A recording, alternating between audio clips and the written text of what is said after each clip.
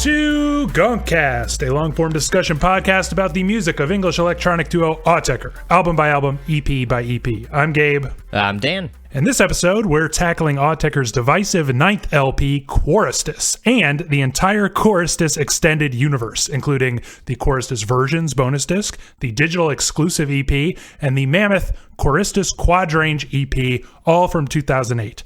I must apologize for the lack of bonus episode last week and for being a little late with this one. We both had some personal stuff pop up out of nowhere, but we should be back on track with weekly episodes from here on out.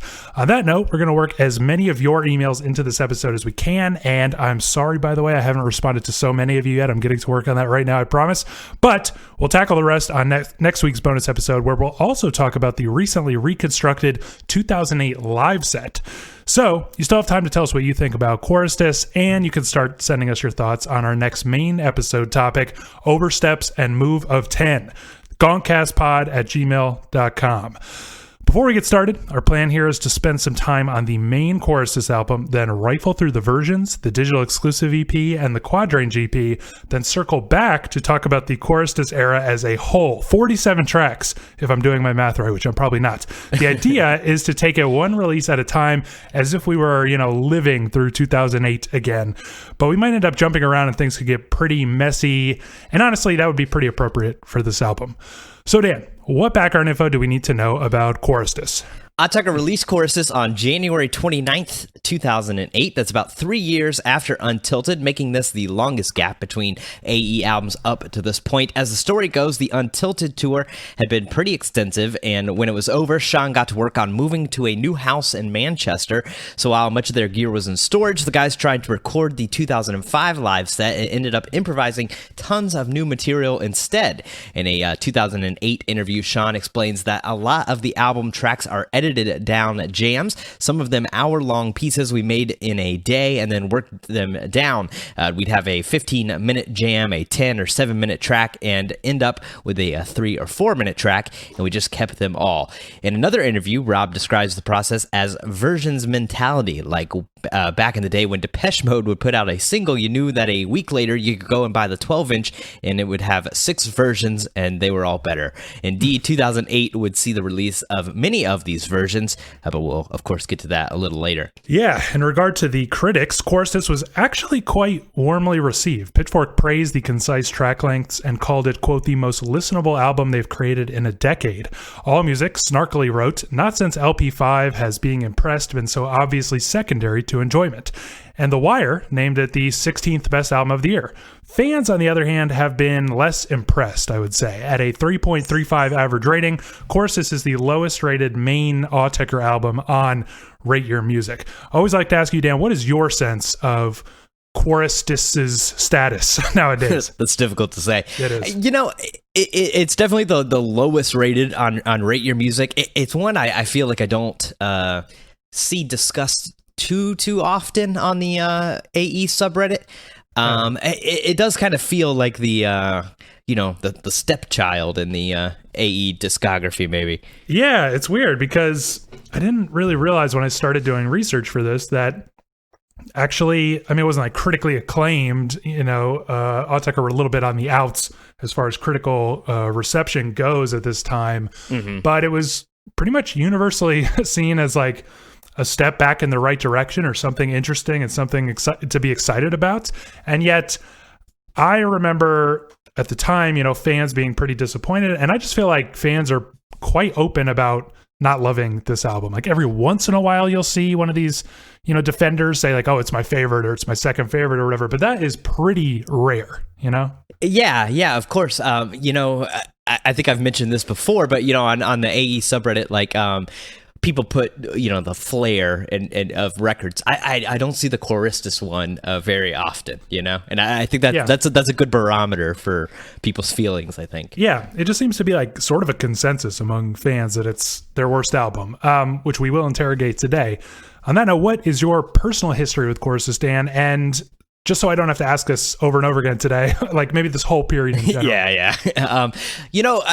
Like we've talked about the last couple episodes, this middle period, for me has always been the period that I'm least familiar with, and the period that I don't really visit just on its own very much. It's always just sort of in the context of listening to other Autechre records. I'll pop into one of these, and Quaristice is like where that sort of changes for me.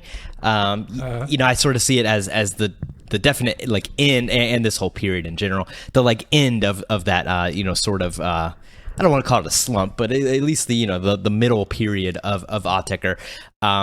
So I've never spent nearly as much time with it, especially not the sort of bonus stuff, and everything as I have leading up to this podcast, especially since we took a little extra time. Yeah, I mean, I guess I've always kind of been disappointed with it. I mentioned before that this was the first new Autechre album since I had become a fan, and I was pretty excited about it, and I just felt like some tracks I really liked, others I totally didn't, and I never was putting it on because of what a disjointed listening experience it was. It was like, I never wanted to I'm not the kind of person to make my own playlist or whatever, and I was never going to throw it on because I didn't want to sit through all the ones that I didn't like.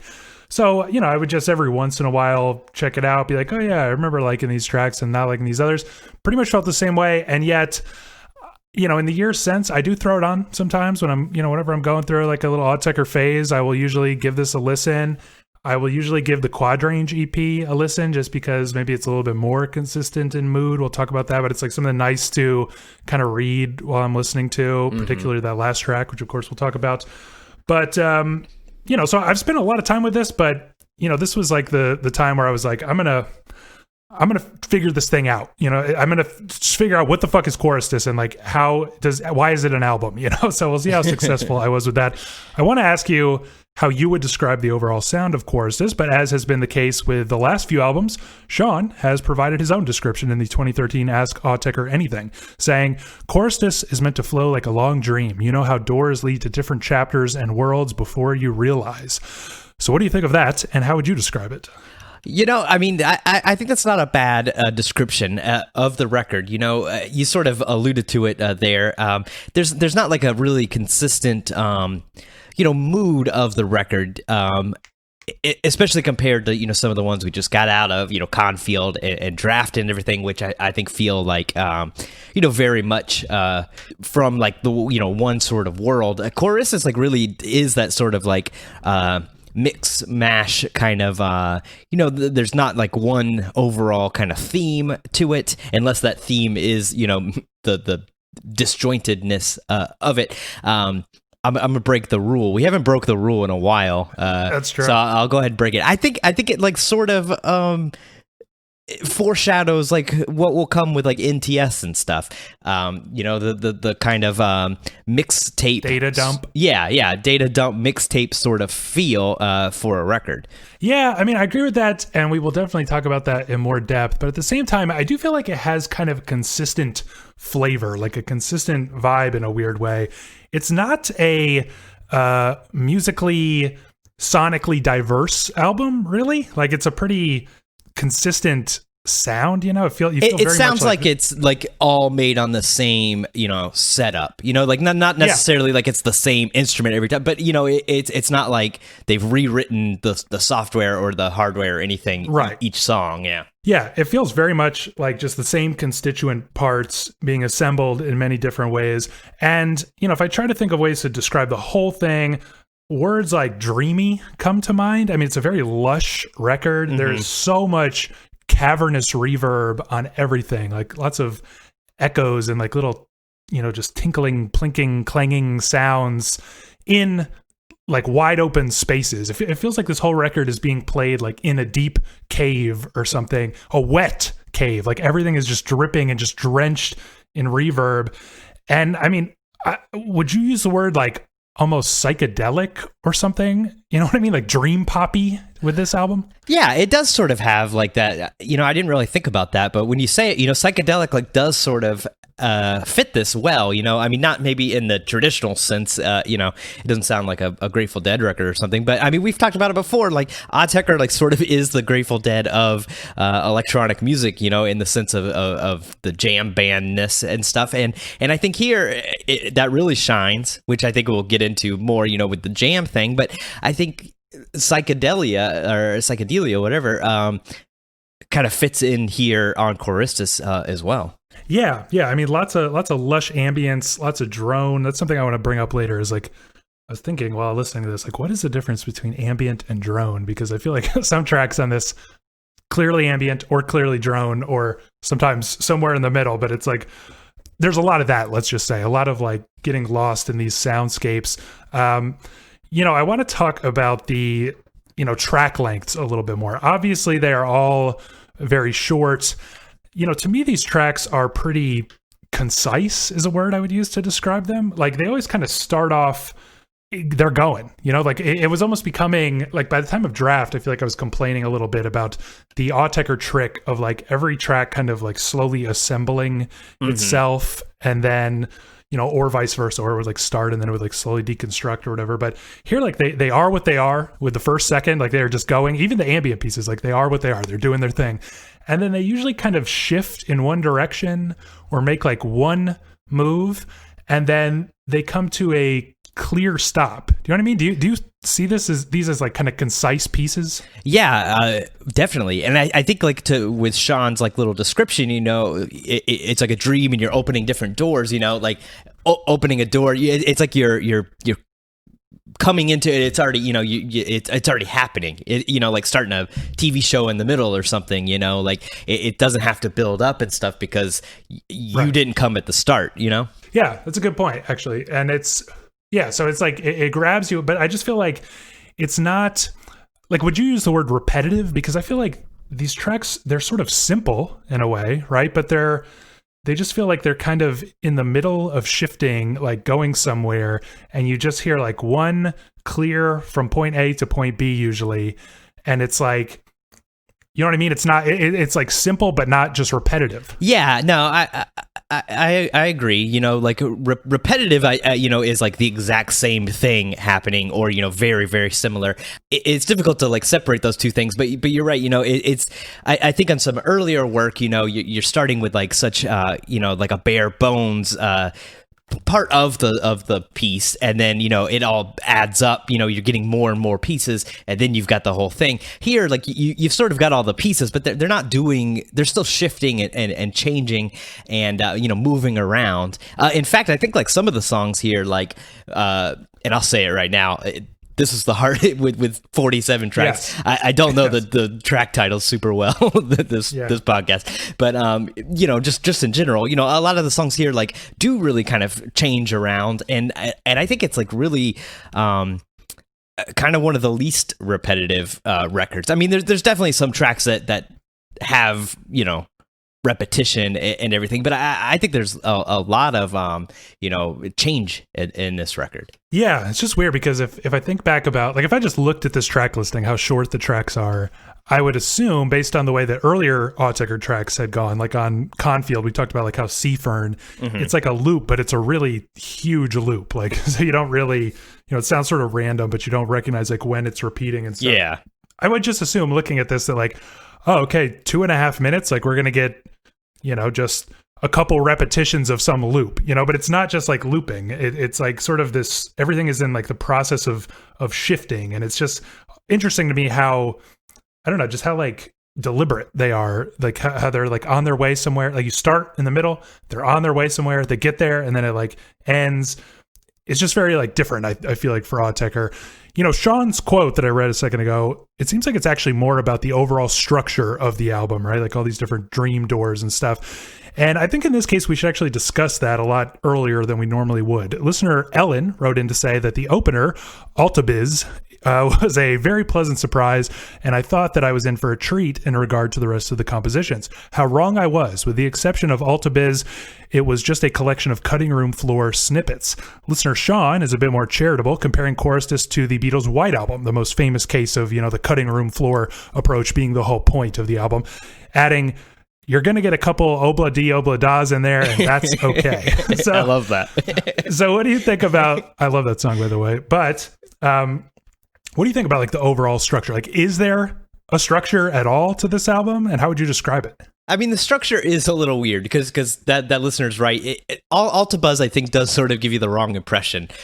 Coming in, I don't remember the first time I listened to this, but I can imagine I think Altabuzz like sort of is more in that world of Confield or Draft or something, and it's I could have I could see like thinking, just kind of more of that, and then it really sort of changes from there. But the White Album approach, I think that's a good description of this record. It is sort of that cutting floor thing, and I think like especially with all the the data dump we get of all the EPs and everything, versions and all, like it really becomes that to the extreme, like more than the White Album even is.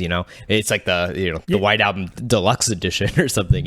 Yeah, I mean, I used to kind of feel that way though. Like, okay, the lack of structure here is the structure. Like, it's just you could enter at any point, you could go any direction, you could mix it around, listen on shuffle or whatever. But listening these past 2 weeks just obsessively, I started to feel like, okay, so Altabuzz is a good example where it's like this just absolutely dreamy, like the greatest ambient track maybe I've ever heard. I feel like it's better than anything on Sign, and that is not a slight on Sign. It's just, I want to praise this track to high heaven because it is so great. And then it's kind of jarring when the PLC starts and you get this kind of like bouncy, like bubbling kind of, like frenetic beat. But then you start to hear these like absolutely enormous, lush chords sort of popping in way underneath, and it just feels like the through line, like you realize like, oh, there's the Altabiz in here. And every track almost has that kind of lushness. Sometimes it's like there are just these little gurgling, dripping noises, and there's just like this huge reverbed out bass swell, you know what I mean, like way underneath. You just feel like you're in this huge space. It almost feels like Altabiz like teaches you, it's like, pay attention to this, while you're listening, like see where this vibe pops up, because it's going to keep popping up, sometimes in really obvious ways, sometimes in really subtle ways, but it kind of gives you like the little through line, like it's like your little lantern to like wade through this thing. I also started to feel like, in a weird way, the album kind of goes like, it starts off with ambient, but then it goes right into like pretty upbeat tracks. And then it seems to like slowly get more droney and soundscapey. And then it kind of picks back up again, let's say with like Tanka Kern. These are a lot of tracks that I never even tried to say before we started recording, so bear with me. But, and it kind of like keeps the energy up. Then it kind of goes back into like weird soundscape ambient. And then it kind of picks back up again. And then it ends back on, it feels like, like kind of on a journey. Yeah, I mean, it doesn't feel like they just put all these tracks in a bag and pulled them out, like the drug use kind of Aphex sort of approach. It doesn't feel like that at all. I think I think we've mentioned it with every record so far. I think they put a lot of thought into track listing and sequencing, and yeah, you're right. They do a good job here. It does like sort of have this up and down, sort of like a sine wave kind of thing going on. Because I think it's even sort of bookended with Altabuzz is right. Sort of ambient and all, and Autechre 9X or whatever, is sort of in that same world. Yeah. I mean, it's always like a not to or no to the penultimate track. So it does it starts you in that realm, it sort of ends you in that realm, even though it feels like a lot less lush and a lot more kind of desolate by the end. But it to me, it feels like a pretty clear through line and a pretty clear journey. So, on the other hand, in contrast to some of those listener Joe calls Quaristice, quote, a tribute to mixtapes. You were kind of saying that earlier. He adds, there are mixtapes that feel as cohesive as actual albums. It feels to me like Sean and Rob made endless amounts of music in this era with the hardware setup they had, and that this is almost like an amazingly sequenced sampler of their favorite bits. He adds that it's most effective when listened to as a whole. So what do you think about that?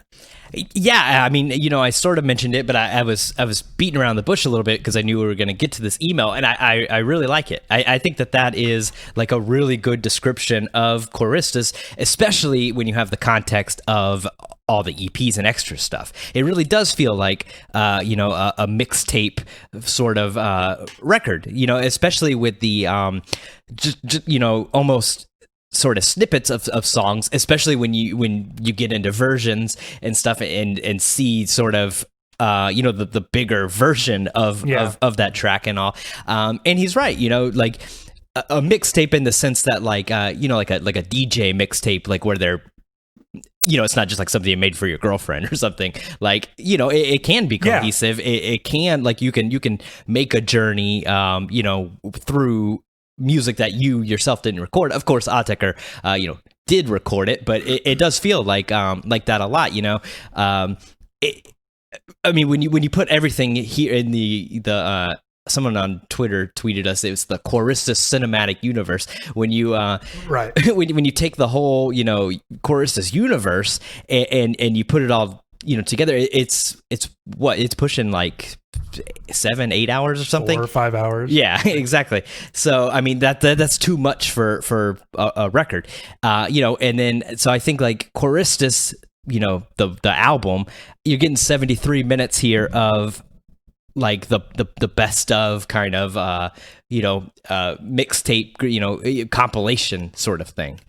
Yeah, but like with a real attention to flow, like how a mixtape should exactly. be, Yeah.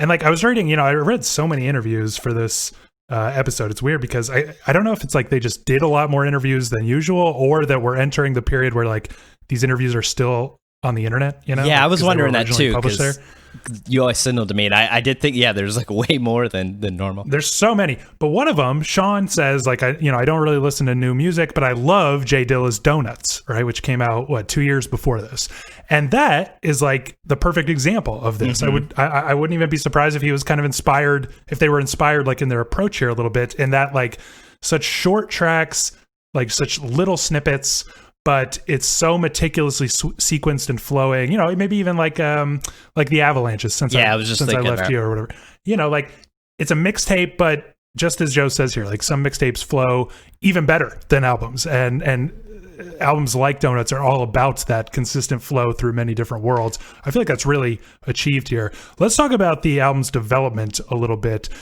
Do you hear it as an outgrowth from Untitled and the 2005 tour, or does it sound like something completely new? It sounds pretty different than Untitled, I think. I mean, I last episode, I'm not a huge Untitled fan. I'll say it. I like Quaristice quite a bit more than Untitled. I think that 2005 tour. The only show of that I'm really familiar with is that Glasgow one, which is fairly famous. It does sort of remind me of that. That is like that show is like one of the most like fun Autechre like things to listen to, I think, and I kind of feel like Quaristice is kind of the fun record, especially like in this period of after Draft and Confield and Untitled, which I think are like not fun albums. They're kind of going back to it, and it really does like feel. I don't know that and maybe it's just me not being, a great enough listener, but I don't feel like I specifically am like, oh, that was a piece from that show or something. Right. But like just the overall sort of like mood of it, I think is similar. Yeah, I mean, it's like, to me, it's quite different from Untitled. Untitled was very dry, like it was very crisp, and this is like, and it was like right in your face, like drilling into your head, like we talked about a lot. This album is like quite distant. It's very wet, like I said. It's like so reverby and like dreamy. It just feels like, far away, and you're like sort of, bending your ear to like listen to all the details that are like in the murk there. I also feel like Untitled it had sort of like a weird throwback sound, to like the early spirit of DJing, and a lot of the sounds there, they just didn't sound like totally invented. They sounded like a little nostalgic, actually. And this to me sounds kind of like, it makes me think of LP5 in the sense of like cutting edge, like just cutting edge, like the cleanest laser precision type of sounds, and we talked about like how LP5, you're not like blown away by the sound design. It just sounds like the cleanest, like brightest, loveliest sounds that were possible at the time or something, with whatever simple equipment they had. And this kind of has that same approach. I also feel like the 2005 sets, they do get like a lot bassier and a lot dreamier. And I just kept thinking about this, like, well, how does it connect then? And I started thinking about tracks on Untitled, like Augmatic Disport. I talked about this during the episode, how like there's a part in the middle underneath where you can hear like the most lush, dreamy synth chords, and they're like really, really deep in there. Or like Sublimate, the way it kind of like, you feel like you keep going deeper in the track, and as you get deeper, it does get like dreamier, like you're underwater or something a little bit toward the end there. And I just started to feel like, you know, maybe if you took some of the pieces of Untilted and the stuff that they were playing on the 2005 tour, and you just kept trying to go deeper, it would start to sound like this. You know what I mean?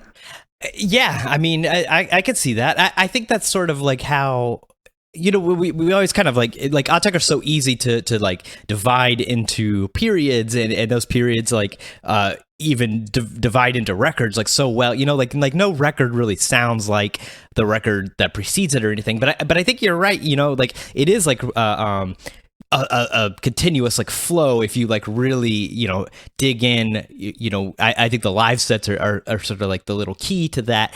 It's never like such a big jump as it maybe seems on paper, you know, like not in a negative way, you know, not to take anything away from them. In fact, I think it's like super cool. I think that's one of the cool things about like listening to the bootlegs and live shows and stuff, is like getting to see part of that process or whatever. But I think I don't think that they're a group of like huge steps, really, you know. I think they're making so much music, and so much of it we probably never hear, that it all is such a gradual. Yeah, it's just like you get those chunks, you know, here and there. Yeah, and I feel like this is a rare occasion where you actually do get to see like the steps a little bit more clearly. And, you know, you just like when they're playing live, I'm sure that just because of who they are, they keep like trying to pull new things out of the same sounds and out of the same loops and the same tracks and stuff. And what happens there is you start to like pull out the stuff that was like really underneath, like the subliminal stuff. And then I feel like if you just took Untilted, you pulled everything that was like way underneath it and made that the front, the star, it would sort of sound like choruses. That's my theory. Now, listener Jordan says, after Draft, Untilted sounds like they wanted to make something fun, something I wanted rather than trying to defend some title. And Choruses takes it further with a laid-back jam album. This is a clear cutoff point from their previous work, which you can hear in this less clean sound in favor of a more live-sounding casual album. Gone are the calculated, programmed sounds. In Quaristice, the boys get strange once again. They get experimental, more experimental than before, because they are playing on this album. Playing with sounds, playing with grooves. It's anarchy, and they can do anything they want. It's like they were making these jams and just stuck anything on the record if it sounded good. On the same note, listener Sean describes the process as, quote, letting go of perfectionism. So what do you think, and what do you make of the jammy quality here, despite the very short track lengths? I love it. You know, I honestly, I have a hard time like understanding why this record is, you know, kind of widely regarded as the worst Autechre album. Yeah. I love the jamminess of it. I love the, you know, what that listener was just talking about, them playing, you know, it's you can hear like, I mean, I just love like the fucking around with like audio equipment and stuff, and I feel like here it sounds like them having fun with that equipment and experimenting with it and finding, you know, like in some of those interviews we read, they said that this is you know, pretty much all hardware, and I think it sounds like it and it feels like it, and it's something we hadn't really got for the last few albums. I really do like sort of feel like this is, I don't want to say a return to form, but, you know, kind of them getting back on track. And like listener Sean said, it is like letting go of perfectionism. You know, I think the middle period of Autechre, the reason I sort of have the issue, you know, why it's not my favorite, is it does sometimes become like a little too perfect, like a little too worked at, you know, there's none. It completely loses like any sense of the ability for like you know, like as a normal person to reach those heights, you know, or anything. This is like sort of back to like, yeah, like it sounds. I mean, it's almost like the garage rock, you know, kind of record again. Yeah, you know, sort of thing. I actually love this record. Yeah, I mean, I do agree. It has kind of that like cool, yeah, almost like a chiastic slide quality of like them just in the lab, them in the garage, like tinkering. You know, to me, I feel like Untilted, which I love a lot more than you, is like almost the most fun Autechre record ever. Like I'll save that until we get all the way to the end, just so I can make sure. But to me, it feels like just Autechre having an absolute blast. This, you know, it feels more like a creative kind of fun. Like a lot of the tracks are like quite mesmerizing, like quite dark, quite menacing and brooding in places. And I don't always think, there are a couple exceptions to this, but I don't always think of like fun when I listen to this. But I do feel like they're on like a quest, they are just searching and searching. And, Untilted was kind of like, they had all these ideas and they couldn't wait to show them all to us. And so it like kind of rifles through all of these different ideas so fast. Here it's just like, it's fast in the sense that the tracks are short, but the tracks just are in the middle of some shift. And they were like, this was us, sort of searching for something. And it's not that we necessarily found it, but it is like inspiring, and it is a kind of fun to listen to them just searching and exploring and like actually experimenting, like that listener just said. Yeah, I think what you said, like it being a creative fun is a good description of it, because you're right. I mean, there's songs like, was it Full 3 on this record? That's like a super like musique concrète like sort of song.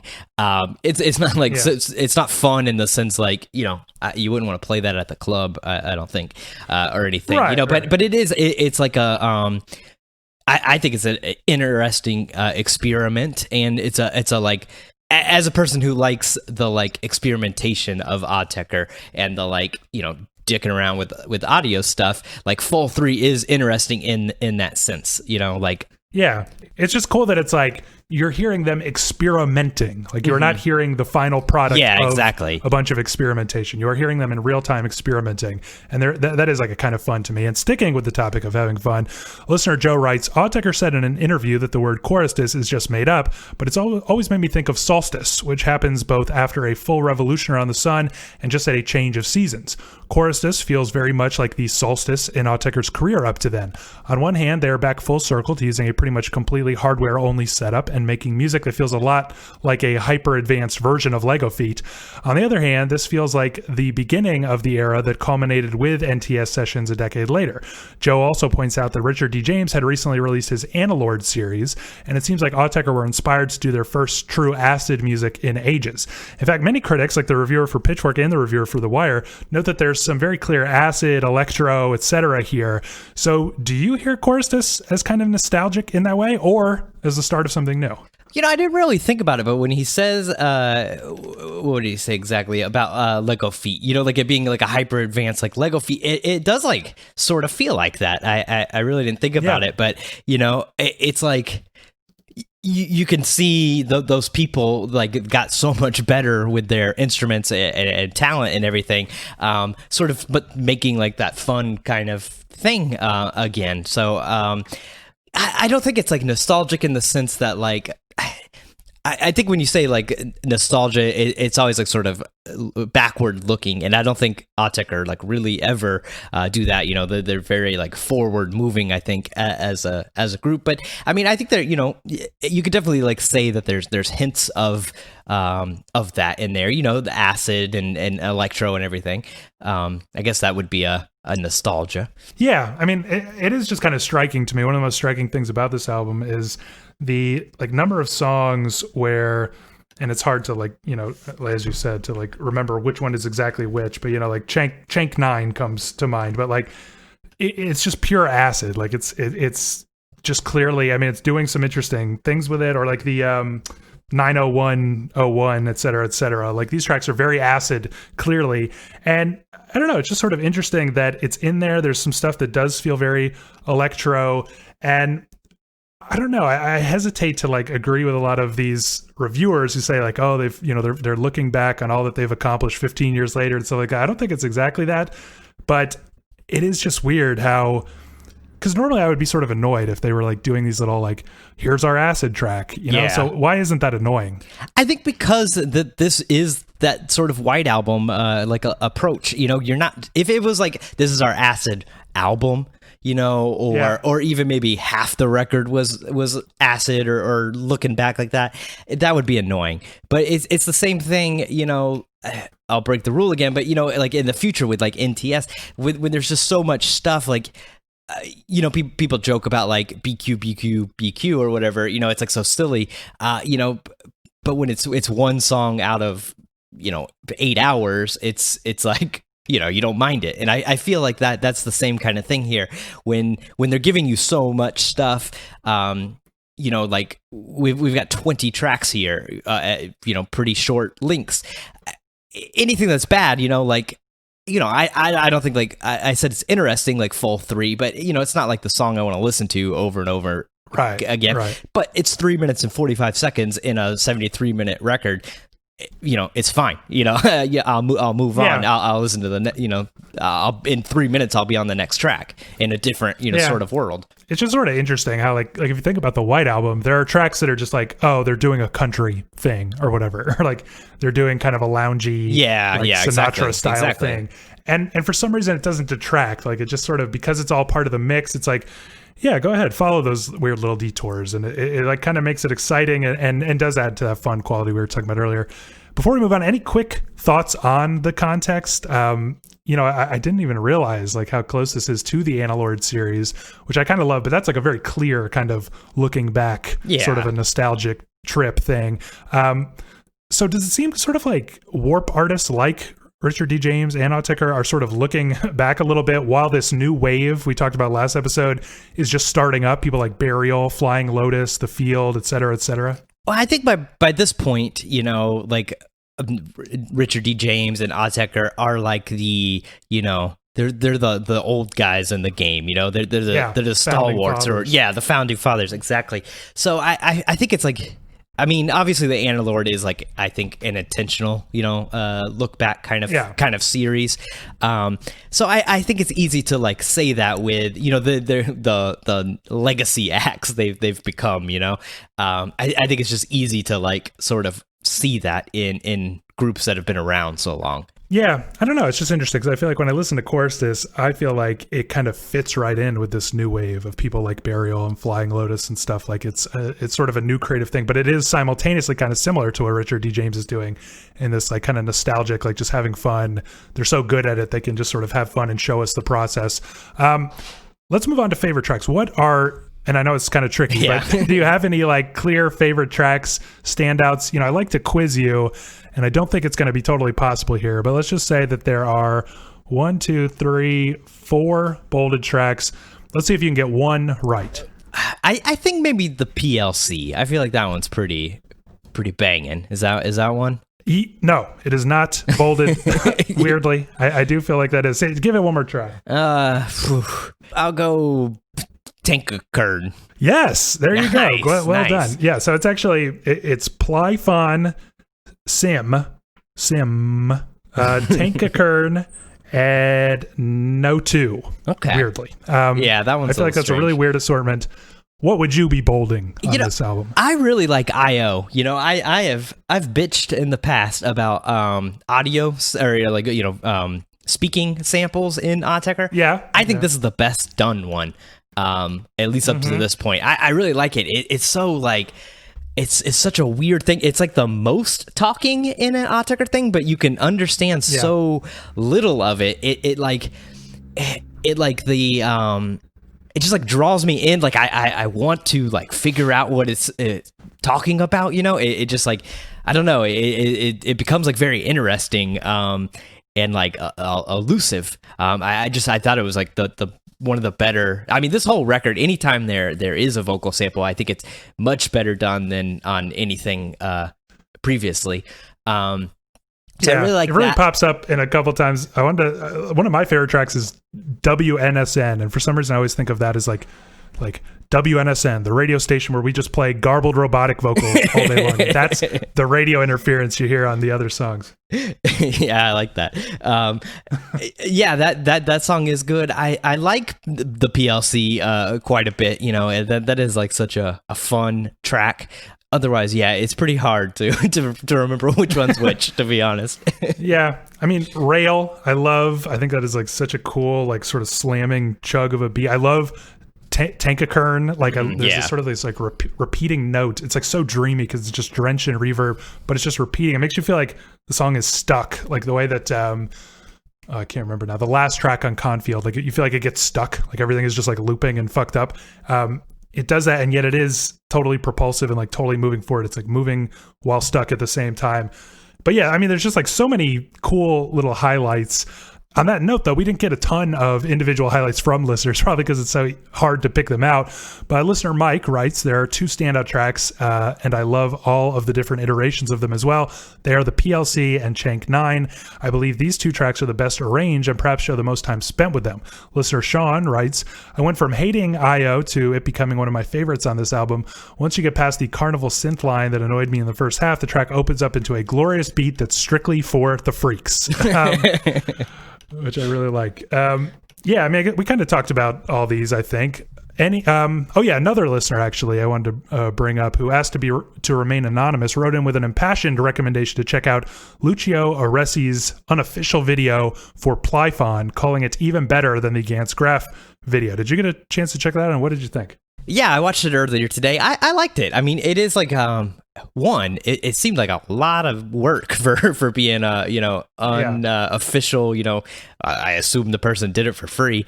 Kind of thing. It does have like a similar sort of feel as the Gantz Graph video. It's these like digital sort of things. We should link the video on Twitter so people can watch it, but it's these digital sort of thing. Stuff's kind of popping up. On beat or on with the rhythm and everything. But I thought it was, I thought it was pretty cool. I mean, obviously, I think it like apes the Gantz Graph video a little bit, but right. I for being an amateur production, I thought it was a lot better than I thought when I read when you sent it to me and you said it was a fan video or whatever. I didn't have high expectations. Yeah, I mean, it's pretty amazing. I mean, yeah, it is clearly like kind of aping the Gantz Graph video, but it kind of takes it to a new level, I feel like, because the Gantz Graph video, and our listener sort of points all this out, but the camera is still, you're seeing the shape like exploding and stuff. This is like the camera is like moving across the surface of some weird image, and you're seeing like almost like nails and screws and stuff like pop up along with the beat. And this is just I mostly wanted to bring this up because like Plyphon is a cool example of, there are a lot of tracks on this album that are just like pummeling, like the low end is just huge and just like relentless. It is just like pounding you in the face. Like Tankakern is the same way. I mean, I sort of love that dynamic. How like you get very dreamy, ambient, droney, and then all of a sudden there's like this huge low end just like pummeling you. You know what I mean? Yeah. I mean, I think the low end on this record is one of the best things about it, and what you said earlier too about like Altabuzz like sort of being the guide or the key to the record, showing you to point, pointing that kind of thing out is pretty cool. Are there any weak points here? Things you really don't like? I mean, yeah, there are. I think Steels is they're going experimental, which I normally like. I don't think it works all that great here. That track's just sort of boring. And I think even sort of Full 3, we'll get to it, but I kind of like some of the one of the other versions of it quite a bit better than the one here. Again, both of those tracks, they're only, around 3 minutes each. So, I don't think they derail the record too much, but I think they are sort of the boring ones here. Yeah. I mean, yeah, there are tracks like Full 3 that are, I would say, not like pleasant to listen to at all, really. It's just like whooshing sound and stuff like that. Pretty chaotic. But because it's so short and it's just like in the mix, and then I also really like how the next track, FWZE, you can almost hear some of that whooshing like deep in the background, like as if it's sort of, it's almost like it's an intro to it. Yeah. And what's really crazy about this album, right? I mean, what's crazy about it is that like you get the sense that these were really long jams that have been edited down, and we don't know if like Full 3 could have actually been 10 minutes after FWZE, and FWZE just slowly became like these whooshes overtook the whole thing, and they just rode on that for a while or something like that. You know what I mean? Or they could have been like right after each other or the other way around. You know what I mean? Like exactly. Yeah. So you hear a lot of like these same sounds sort of pop up, and we talked about how similar the palette is across this album, and many of these songs could have been within seconds of each other, like just in the like shift and the jam or something. And so even the bad songs, I kind of like listening to it and sort of thinking, oh, I can hear little pieces of where that came from. And, they're not bad. They're just like sort of strange little pauses of like sound collage or drone, but they still are sort of cool and like thinking about the process, which is something we'll talk about more. I want to read a sort of hot take from listener Sean, who says, Quaristice loses some points for me for having a weak ending. I appreciate the ambient bookends, but while I think Altabiz is a really strong ambient track, No2 and Autechre are both just all right for me, especially considering the amazing run of closing tracks up until this point. What do you think of that? It's a hot take, I think. I like both of those songs. I think they're pretty good closers here. I really like how they bookend, with Altabuzz. I like them. I'm gonna have to disagree with Sean. Yeah, I mean, there's something weird about this album, but maybe fitting that like it doesn't really climax. I don't think like if you consider these two tracks like the closing tracks, it's not like Chank 9 is such a great like climactic ending to the album or anything like that. It never really like hits that big thing and then we're in the kind of drone soundscape coda or anything like that. It just sort of like eventually drifts into this. And so that's like can feel a little anticlimactic. But I love both of these tracks, especially the No 2 track, which just has like these weird, like it feels like there are these lush like chords, but they're like popping in stages. You know what I mean? It's like it's like it should be a swell, but it's like designed to sort of be like, like it just like is like cutting, and it just feels so bizarre and like so disorienting. Absolutely love that. And then I do think the last track is like with these cool little bouncy like dripping bell like tabla type sounds in there. I mean, it's like such a zone out kind of thing. I think it's just so awesome, even if it isn't necessarily a great climax or something. Okay, so we've already talked about the sequencing and the big picture here plenty, but I think we'd be remiss if we didn't spend just a second on the artwork. Quaristice saw Autechre reunite with the Designers Republic after a 10-year break, and I highly recommend you all check out the little write-up on the Designers Republic website. But, what do you think, Dan, about the Quaristice art and just the overall aesthetic here? I like the artwork. It's a little strange. I think looking at the artwork without hearing the record first, you're thinking, this is going to be, real digital. We're getting digital here. Yeah. But it's like the least kind of digital record in a bit from them. So I don't know how well it like fits the album itself. But I do like the artwork. On that Designers Republic website, they said it's sort of based off like a Norton disc check program and like kind of old computer manuals and all, and I do IT for a real job, so I dig that kind of stuff. So it does like look really cool. I don't know that it fits the like sound of this record super well. I think it gives you sort of false hopes or whatever. I mean, to me, it feels like really appropriate. I mean, it's such a striking, like pretty blue, and it really colors the record, no pun intended, for me, where like, maybe I would think of it as sort of dark and like this weird, creepy cavern, but for some reason I can't stop thinking about the artwork, and it makes me, just associate it more with that kind of dreamy, like floating, dream pop kind of like psychedelic style that we were talking about earlier. Like I almost wonder if I would have that impression if I wasn't constantly thinking about like this really striking blue, striking for Autechre to use. And I do like the weird letters here, just that they're all like, I mean, they're in order, but they look kind of like just a scrambled mess. And it does make me think of this record as like a just bunch of reassemblings of the same constituent parts, as we were saying. I feel like it's really appropriate, and to me, like one of the most memorable AE artworks, period. So before we wrap up with this one, let's spend just a second on the lukewarm reception. We heard from a few tepid defenders these past 2 weeks, but for the most part, our listeners are not so hot on Quaristice, I got to say.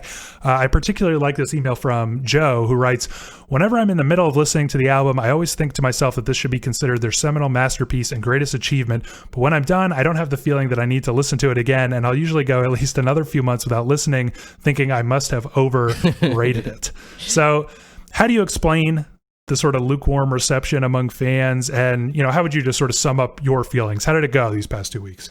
Oh, well, I'll start with summing up my feelings. I really like this record. I said at the start that this was one that I always sort of, I never really like dug deep into, but I I came to like really, really, really like this album. Like I've wanted to constantly keep putting it on, and the whole cinematic universe or whatever. Like it was just like something that it was like so much fun digging into it and everything. It really like I don't understand the lukewarm reception. I think I honestly don't get it. Because like I said, I think it like really kind of foreshadows like NTS and stuff, which fans love. So I don't know. I really like, I don't understand the lukewarm reception here. Yeah, I mean, on paper, it's absolutely weird and sounds like it should be terrible because, like, I imagine, okay, what if, the Grateful Dead, somebody was like, okay, we just listened to, like, all their jams and we took 3-minute segments of the best jams and put them together in a nice big mix. Like, that would be the shittiest thing ever. Because, like, what's the point of that cool part in the jam if you don't hear how they arrived there? But weirdly, it doesn't feel like these juggernaut jams. It feels like these concise little miniatures. And because I said, I mentioned how they just sort of move from like one idea to the next. And like, that's what you're hearing is that like one little transition. It feels like such a tight, focused idea and just like this cool glimpse into the experimentation. But it just like works as like this tightly constructed little miniature more often than not. I mean, I think I think a lot of people are just sort of like, okay, it's kind of a mess, and why would I want to hear 3-minute segments of a bunch of jams? People like NTS because you get to hear the full thing, which I get. But I feel like having spent so much time with it these past 2 weeks, I started to realize that it's not as much of a mess as I once thought. A lot of tracks, they kind of like move right into each other and you can like hear the relationship between them. There are some like sort of jarring transitions and stuff, but then they're usually fun because you start to hear the logic in that. I feel like you can always find the logic in the way it's sequenced, and I just love it. I mean, I think this is just such a like brilliant album. There is like always like some sort of thread. I feel like. I mean, you mentioned the one example of Full 3 and FWZE. Like that whooshing is sort of like the thread between those songs. In fact, like one of the reasons I think that it was. I mean, the 3 reasons why it's so hard to remember the songs. There's so many of them. There's so many versions, and then I think like a lot of them like you reuse like sort of sounds in that like kind of way. Like you'll hear little snippets, and it kind of sometimes like makes it hard to remember where that snippet came from or whatever. I like really don't understand the mess quality of it, once you dig deep into it. And maybe you gotta spend 2 weeks, 2.5 weeks, like really listening to it over and over and over again. But I think it's definitely a record that like rewards repeated listening, and there's so much to find in it. Yeah, absolutely. And we're just getting started. We're about 1/4 of the way through. Yeah, so, exactly. Yeah. We ready to move on? Yeah. All right, well, Quaristice dropped digitally on January 29th, 2008, but for the physical release on March 3rd, Warp announced a special 2-CD version of the album that was limited to just 1,000 copies and has never been repressed. Repressed, rather, known as Quaristice Versions. This bonus disc contains alternate versions of 11 Quaristice tracks. However, many of these tracks are pushing 10 minutes in length, making the bonus disc about as long as the original album. Yeah, there isn't much to say about reception since the vast majority of people have probably never heard this, but I want to focus on how this might have started to shift people's understanding of the main album. It's funny because in a January 24th interview, Sean is asked if there are any plans to release an accompanying EP, and he says, this isn't it, but there's no EP. That's all I'm going to say at this point. So, this must have been a pretty big surprise then, and I'm wondering if you think the sound is noticeably different from the main album, if this disc has its own sound and identity, if it changes the way you listen to the main album, and et cetera, et cetera. I think, especially of all the, like, it's confusing because this one we'll call versions, but Quaristice, like, or Quadrange, like, contains versions of the other songs too. But I think of all those, this one is, like, sort of the most... This sounds like we're just sort of getting bigger glimpses of those jams.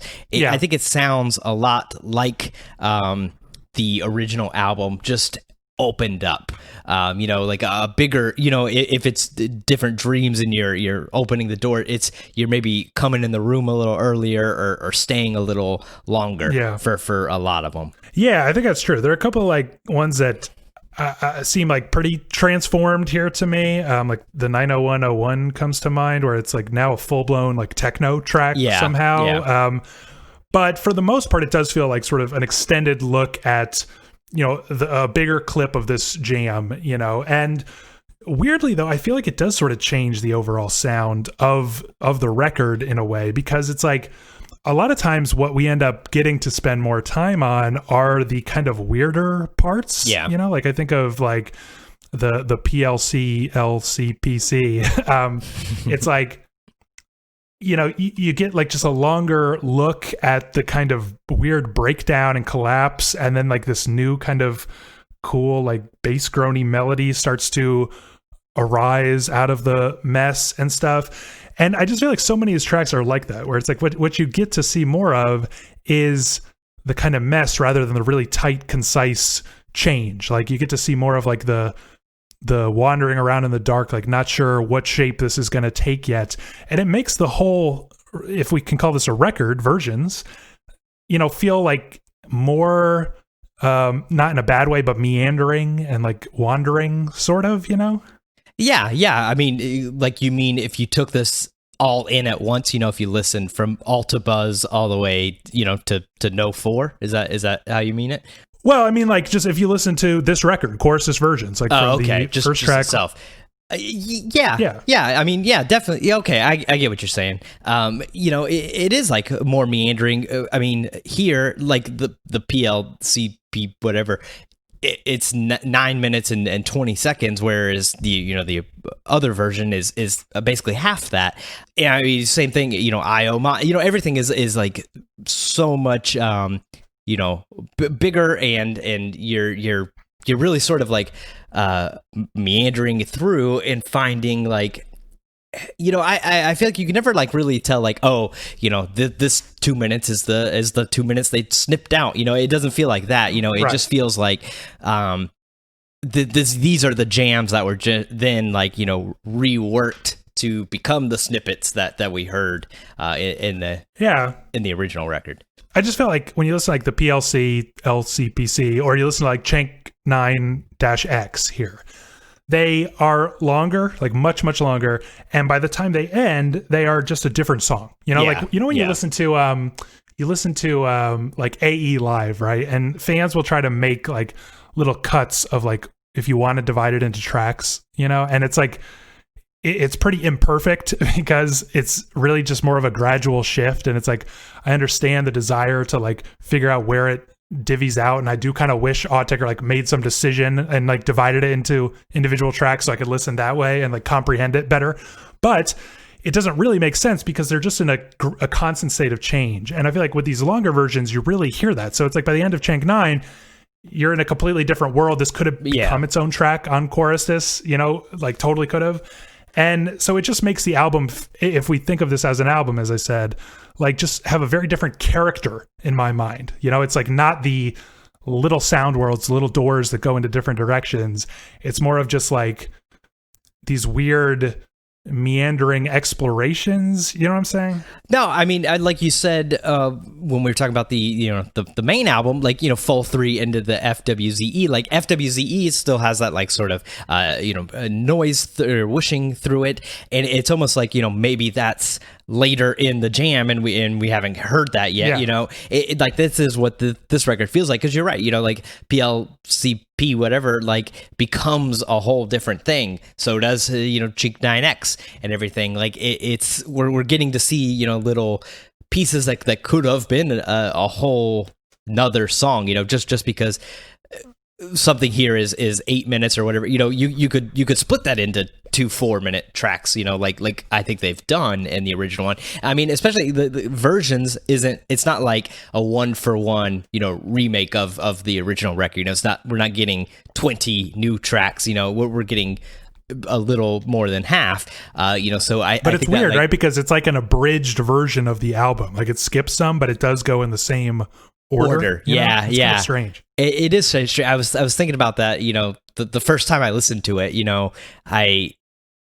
I didn't really, I hadn't really like looked at the track list that hard, and I sort of, as I was hearing it, I was sort of thinking like, oh, it is just, a different version of every song, and then I, kind of realized, oh, the ones are missing here and stuff, but so it is like really strange that they put it in order, so it is like to show you, that these were, the kind of jams, or something, like if it was just supposed to be like a different EP or album or something, like.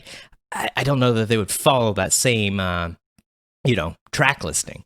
Yeah, that's a good point. It actually is just like, it's almost like not meant to have its own identity. It's just meant to show you like a bigger glimpse or something. But it's interesting to me because I just feel like Quaristice, like the identity of Quaristice is the short track lengths. Like that's what makes Quaristice, is that we're like so quickly moving around through different worlds and ideas and iterations.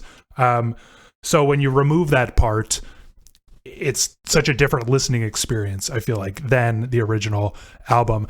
On that note, what do you make of the very different artwork here? It's like a gray metallic looking thing. And to me, like, I couldn't tell if I was like being manipulated, because I told you I constantly think of that like weird deep blue color when I'm listening to Quaristice. And then when I'm listening to this, I keep thinking of that like metallic gray. And I was thinking like, this sounds like darker and like more stark. And I was like, am I just thinking that? But then the more I thought about it, it was like, this opening track, I can't even pronounce it. Autechre, whatever. It's the altabuzz of this album. It is a much starker version. It's like a little string composition that just has like a really melancholy kind of minor sound compared to altabiz. It like, I almost don't even hear the relationship. But then when you get into the LCPC, you feel like the kind of lush chords that are underneath, if you try to follow that, like the lantern I was talking about before, it just sort of makes me feel like the record is a lot more grays and like darkness, Yeah, I mean, I can see that. I mean, maybe you're being a little, manipulated by the cover. I think like the actual, physical thing, it's like, it's like laser cut of, like metal, like actual, metal too, right? That's what the, Designer Republic website said. I don't know. I think I like the blue, sort of computery look much better. This, I don't know. It's it reminds me of when like DVDs were real big, which I guess was around 2008, and Best Buy or somebody would have like a special edition. It was the steel book, of of a thing. It's sort of like reminds me of that, which I kind of think is like a real middle 2000s kind of corny little bonus thing, because it was at that period where like people were stopping purchasing of like physical things, like digital downloads were becoming like much more prevalent, and it was like it always just sort of felt like the last kind of grasp of like record labels and movies and stuff, like trying to get people to be like, oh, collect these things. It's a collector's sort of thing. I think even like quite a bit of like albums of this time like had a either a bonus disc or a bonus song at a store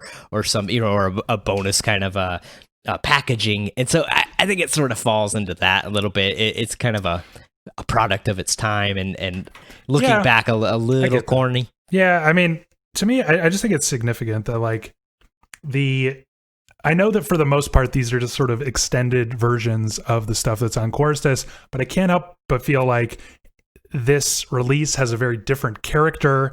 The character has changed because of the extension, because of like some of the darker, like starker areas like the intro track, and because of the album art, which is like, it just sort of seems like the whole character sort of changes when you make these slight shifts. This might be a good time, though, to get into the big Quaristice question, though I know we'll circle back to it in a little bit.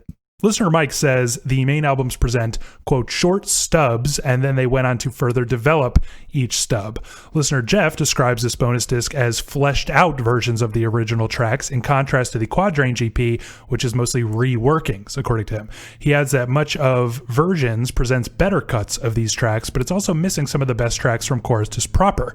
Listener Joe, on the other hand, argues that the EPs are just extras, like Bob Dylan's bootleg series, and listener Wendell similarly stresses that, quote, the companion companion EPs are not extended remixes of the album tracks.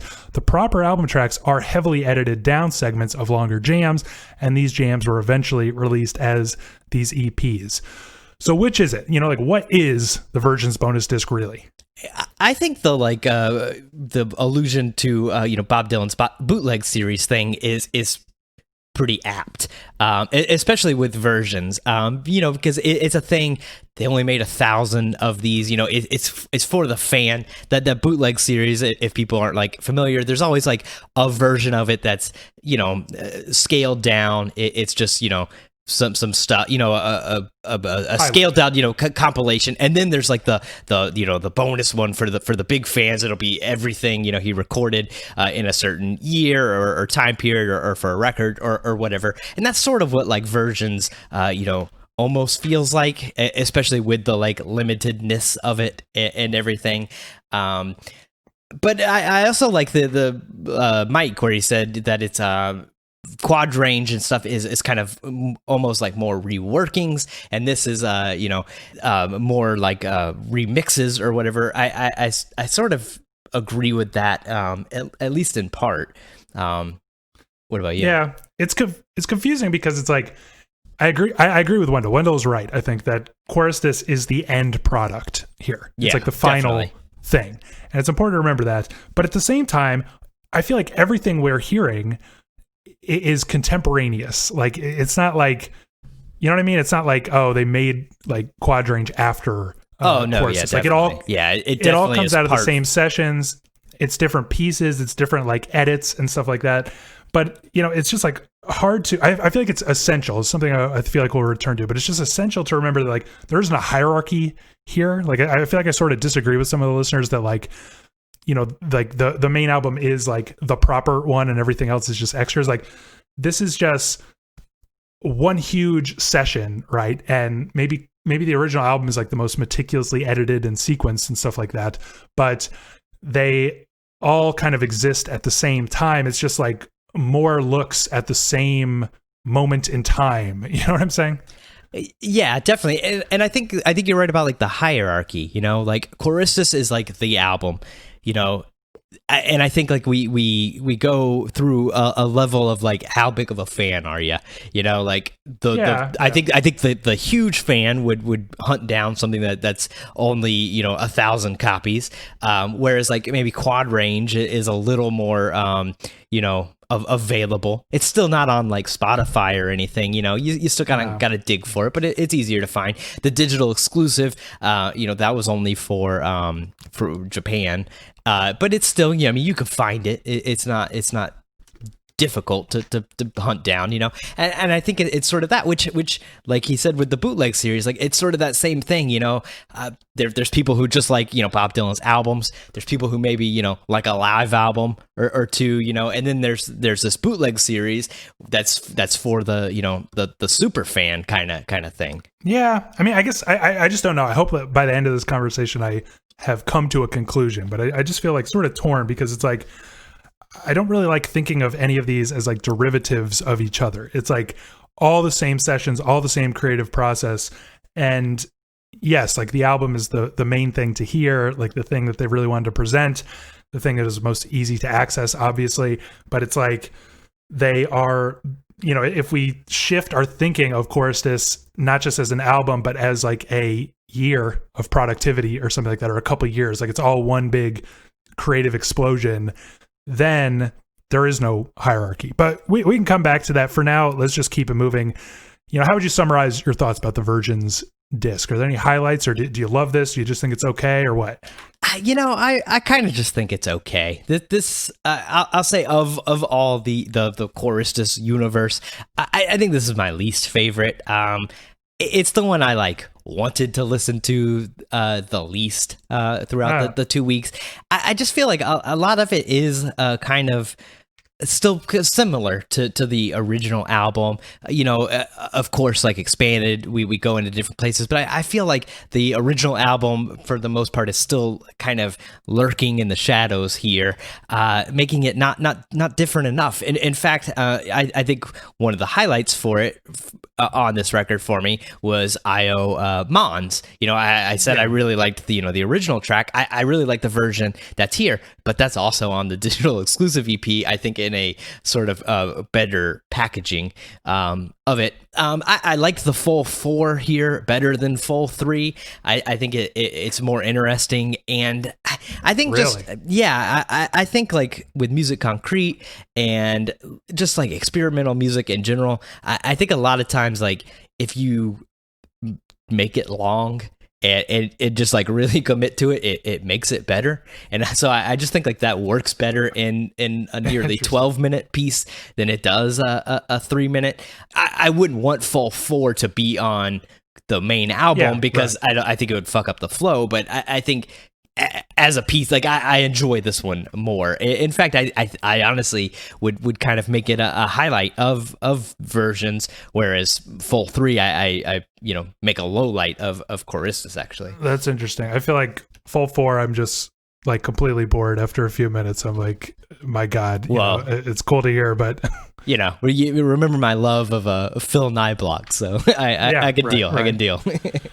Yeah, I just feel like because you've removed like the most defining characteristics of Quaristice, like I was saying, like change the character so much, like this record, the character is different, but it just doesn't have such a like clear identity, like something that makes it striking and interesting on its own. It's probably not meant to be really considered as its own thing, but if it was, I feel like it would be the worst Autechre album, period. Whereas I don't feel that way at all about the original album. But all right, we're ready to move on to the digital exclusive EP.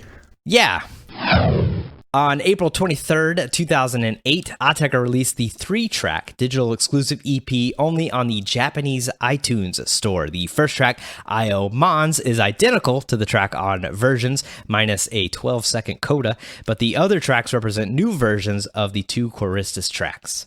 Yeah, so I don't think we need to spend a ton of time on this one, but I do want to use this opportunity to tackle another big question. We've talked about how so many Autechre releases seem to be celebrations or maybe interrogations of the medium. Earlier, we read Joe's theory that Quaristice is a celebration of the mixtape medium, but listener Jordan calls it, quote, their digital downloads and portable music album. It would explain the more casual, less serious sound and shorter track lengths, as they would be easier to get into rather than long-winded, slow-burning tracks that require more concentration, like on previous albums. You mentioned this, but indeed by 2008 we had firmly entered the iTunes era and the file sharing era, as you were saying. I mean, I'm sure that every big fan had this as soon as they wanted it, even though they were pretty exclusive releases. But I wonder if the digital exclusive EP makes you think about the Quaristice project like as an exploration of the digital format a little bit. I think it's like the first like little glimpse at it. They haven't like fully committed. I mean, obviously like Quaristice, like the main album is a CD. Versions is like a bonus CD, but they're inking into it with things like this digital exclusive EP, which I think like they're really forerunners of it, and today they've released like LSEC and NTS, which I think are like such absolute like celebrations of the digital format and like not having to be stricken to any sort of like medium or links or any length of formats, even though NTS is on vinyl. But I read, I can't remember if it was Sean or Rob, but one of them in one of these 8 million interviews I read, he said that like the wave file is the like album. And that's interesting, because I think in 2008, like for someone to say like, oh, the download is the like is the right, that is like, I mean, they're a good 5-10 years like ahead of everyone else in that. Yeah, I mean, it kind of gets at what listener Joe was saying earlier, like perfectly, in the sense that like it is looking back to the mixtape era, but it is simultaneously looking forward to the, digital downloads era. And it might even be that they recognized how similar this new era was to the era that they grew up on, making mixtapes and stuff. It's just like making playlists. So I do feel like just the existence of this, it just doesn't feel like a very Autechre thing to do, to be like, let's release this iTunes exclusive, and it's just for Japan, obviously, but it's like, which is common. They always do Japanese bonus tracks and everything. But just the idea that they went out of their way to make it an iTunes exclusive just feels like they were kind of interested in the way that listening habits were changing, and that this whole project might be a little bit of a interrogation of how things, how music used to be, how it's becoming, and how similar those two things are. I feel like it sort of exists in both at the same time. I think we'd also be remiss if we didn't discuss just for a second the last track here, Blizz Castle. Listener Jeff and Sean both wrote in to call this a hidden gem and a highlight of the whole Quaristice era. What did you think of that? Were there any others that you really loved here? I think they're right. I mean, that song is like really good. It's almost like a shame that it's stuck on this digital exclusive EP that's a little difficult to find or whatever. That song is really great. I mentioned I really like IO Mons on Versions. I think here you just got 3 tracks. I think all 3 tracks are really good.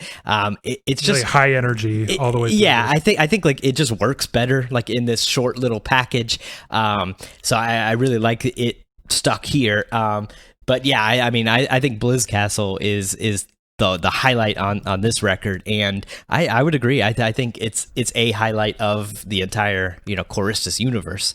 Yeah, I agree with that too. Actually, I feel like IO Mons, it's like I had gotten enough of it on the versions, so it was like a little bit of an annoyance whenever I would listen to this. And then I've got more than enough fucking 90101s, to be honest. Like there are more than enough of those across this whole project, so I was a little bit turned off on that too. But like the Blizz Castle is like, I feel like the worth the price of admission here. It's funny because the original song BNC Castle is in my opinion the weirdest thing on Quaristice, on the original album. It's like really dry. It's like the only song with like no reverb. It's got kind of a blown out like weird feel. It really reminds me of Untitled because everything is like so crisp, and like it almost feels like a hyperspeed joke song. Like it's quite silly, like just like blipping and blooping and all this stuff. And then they like Quaristize it for this new version on the digital exclusive EP. Like it actually does become really lush and huge and like totally changed, but just absolutely amazing. I feel like they should have just put this on here instead of the original track on the original I agree. album. I agree. I would switch the two if I was president of Autechre. All right. We ready to move on to the Quadrange EP? Yeah. If there was any question that Autechre had a versions mentality when making Quaristice, the project concluded with the May release of the Quaristice Quadrange EP, 2.5 hours of alternate versions, released 1 track at a time over the course of the month. That gave listeners even more insight into the process. At this point, it was the longest AE release by far, and even though it's technically a collection of 4 shorter EPs, the last disc contains a single hour-long track, Perlant's Subrange 636, the longest AE track ever. In regard to reception, Quadrange is pretty beloved at a 3.53 average on Rate Your Music. It's one of Autechre's highest rated EPs there. Yeah, so I want to start with the same question I asked about Versions. Do you think the Quadrange EP has its own sound, its own identity, distinct from the main album? Yeah, I think this one does more than Versions. This is like just with sheer length and monolithic like power. Yeah. This becomes. The cover, is just blank gray. I think which like. You were saying how you were getting maybe a little pushed into your thoughts with the gray metal of Versions. I think maybe I'm doing that here with just the blank gray. There's no writing or anything on this. It just it just is monolithic, which I think this is the monolithic version of Quaristice right here. Yeah, I agree. Actually, weirdly, I've seen I struggled to find this. I read on Wikipedia that there's like different art for each track, because it was released day at a time, and I could not find the original. But I've seen like, there's a gray box with a black border. There is a black box with a gray border. So I'm assuming it's just like different variations of this kind of, grays and blacks and stuff throughout. And to me, you've seen that I am susceptible to being manipulated by cover art, but to me, I feel like that is very fitting for the very different identity of this album. Like, I wouldn't use the word lush really to describe this at all. And I wouldn't use like the pummeling, like frenetic quality of a lot of the tracks, like the bouncing and the bubbling that comes up on the main Quaristice album a lot.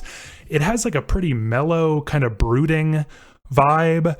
I feel like there's a lot of like hiss and static, like particularly like the first track, the PLC CCC has like, like this kind of hissing is like woven into it. And it just has this very minimalist, actually much more of like a looping quality, and then I feel like as it moves on, it's not like a strictly linear thing, but as the album goes on, it starts to get like dronier and dronier, like to the point where you get to like, we got a bunch of purlances on this album, right? And like the last one, Purlance Iocid 2, is like just completely submerged in darkness. Like it is just a totally like low end, just murk, like drone affair, pretty much. Like you can still hear the remnants and stuff like that, but it's just like, it just feels like from the very start of this record, we are in like a much more toned down, kind of like dry, weird area. And it's like just immediately on its way to Purlance Subrange 636. Yeah. You know what I mean? It's like going to become drone, and it sort of does that gradually. Yeah, exactly. This is the late night Quaristice, like this, and in fact, like, I'd listened to this record, like, just laying down reading and stuff through much of the 2 weeks that we were preparing for this podcast, because it really has that, like, late night chilled out, what's that, lo-fi beats to me, whatever. I'm too old. But another thing I really like about this is that it doesn't do what Versions does, where Versions is like in order of, while it skips some of the track. It's here, we're not doing that. Like you said, we've got 100 different purlances and stuff. It like, I think it's much more like sequenced and almost like more of a like different project, even though it's like very clearly like from that same equipment and world and temporally, like of Quaristice. It doesn't feel like, oh, these are just different snapshots of it or something. Like it like feels like a whole different mood with that same material. Yeah, I feel like if this whole period is just different sections of all the jamming they were doing in this period, it's like these were the jams, like you said, that they did like really late at night. Like these are like 3 or 4 in the morning, like the stuff that they came up with, which is pretty distinct, I feel like, from the main album and from the Versions. And honestly, as you were saying, like there is like a logic to the sequencing here, which is all its own.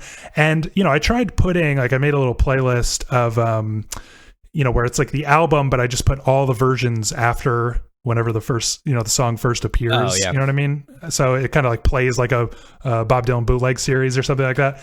And it's just interesting because if you listen to it that way, you'll hear that like the 901s and the Purlances, they kind of do gradually, like by the time you reach this, each one is just getting like darker and darker and dronier. And it just feels like this whole thing is on a course to arrive somewhere. So I feel like that's what makes it so much more successful than Versions. It has its own identity, and it is like a genuinely new arrangement of the constituent parts here.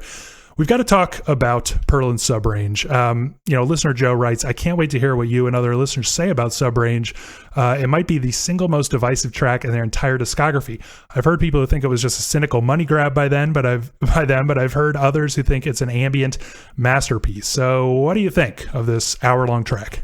I love it, but I mean, it's that's up my alley. I love a good hour-long, very minimalist, very ambient. I mean, it's essentially just like a 30-second loop over and over for 58 minutes. But I'm there for it. I like it. I listened just to that track, going to bed many nights over this past 2 weeks and stuff. I'm here for it. I love it. I think it's my favorite on this record, actually. Wow. Well, I can't say I agree. I feel like I like it as an idea, obviously. I mean, it's cool that the whole track feels like, because this feels like the what do they call that? Black hole, or like the dark star that everything is getting sucked into as you listen to this album, like just over the course of it.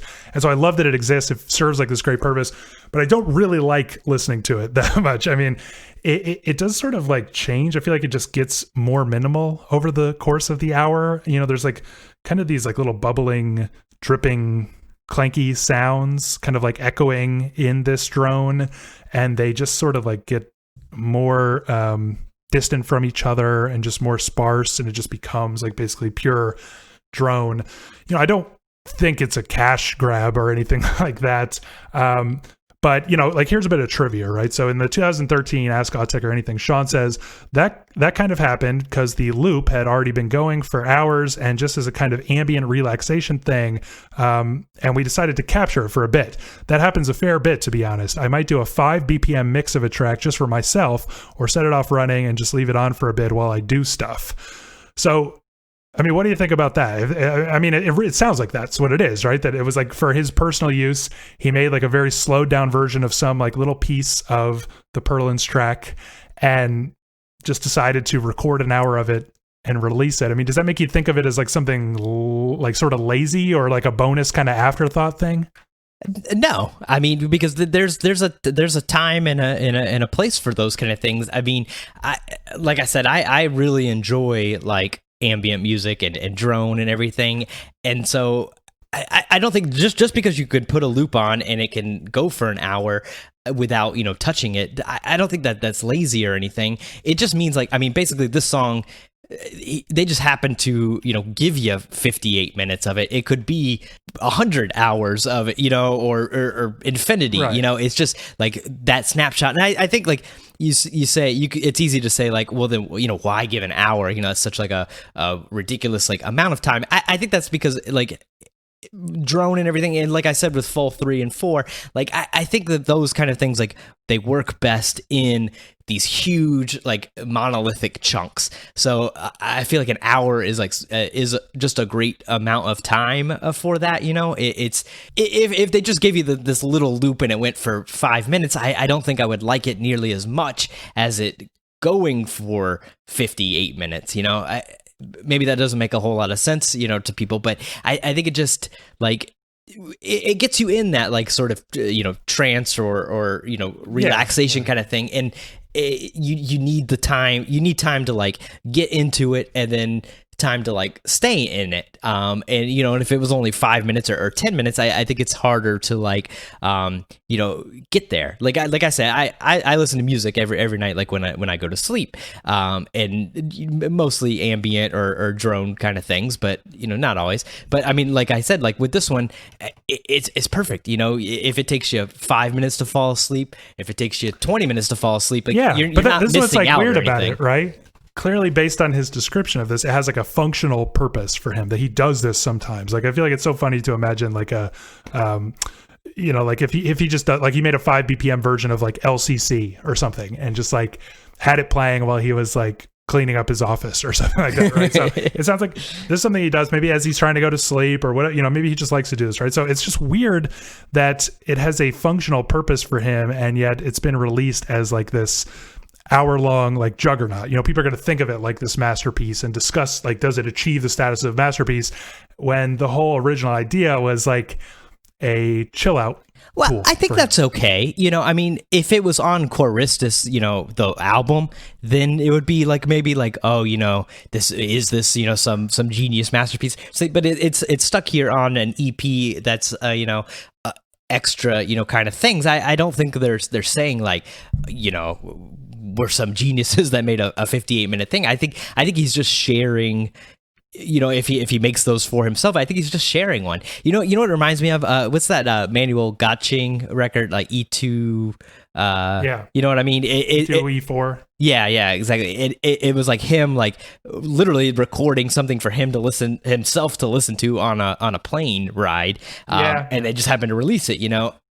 I think it's like okay to share that kind of thing. I mean, because if you don't want to listen to Perlint's Subrange for an hour, it's the last song on this EP. Don't listen to it, or listen to it for as long as you want and turn it off. It's not like it's not on the album proper. This is like something you had to be a fan to hunt down. I know. I just feel like I've probably listened to it in full like twice in my life. And I expect I'll get to like 3 times before I'm dead. Like I just have no intention of ever listening to this whole thing. So yeah, I listened to it every time I listen to this record. I listen to the whole thing every time. Oh my God. I really did. I love the idea. It reminds me of like the last track on Neutral Milk Hotel's On Avery Island. Like I don't need to listen to that whole thing. But I love that it just explodes into this crazy drone and then sort of like dissipates slowly. I get the idea after 3 minutes and I love it, but it's like I don't need to finish it. I'll leave, But like, so I like it in that sense. Maybe you could just sum up your feelings on Quadrange as a whole. I feel like I've already got a pretty good idea, and then we can start talking about closing with some of those big picture issues. So how do you feel about Quadrange? I think Quadrange is one of the best EPs so far, especially like in regards of being like a piece that goes with the record. Like some of the ones we've listened to before. It's just like a little mini step between what album was before it and the next album. I feel like this is a companion piece to Quaristice. I mean, obvious, with the names and everything, but it's like such a great companion piece. It gives you like that record again in a different mood, in a different light. It's like so awesome to hear like the process they go through, and how like they can really take like what's essentially the quote unquote same song and make it like something really so different. Like I think I almost like enjoyed listening to Quadrange like more than I did the actual Quaristice. Wow. Whereas like Versions, I kind of always had to like force myself, like we're gonna talk about I gotta listen to it, whereas I think like on my own I probably just would have popped it on once or twice just to hear it and whatever, whereas like Quadrange I like wanted to listen to. Yeah, I mean, I guess for me, I feel the way about this that I do about Perlint's Subrange. Like, I love the idea of it, even if I don't like actually love listening to it as much. I mean, it does feel like a true companion piece, as you said, which I love that it exists because it makes me think about the original album in a different way, and the original album makes me think about this album in a different way. It does have a very clear identity, which is something I was missing from the Versions, that like gives us a reason to exist. Like I'm glad that this exists, but if I'm being honest, like I don't need all of these 90101s. Like I really just don't.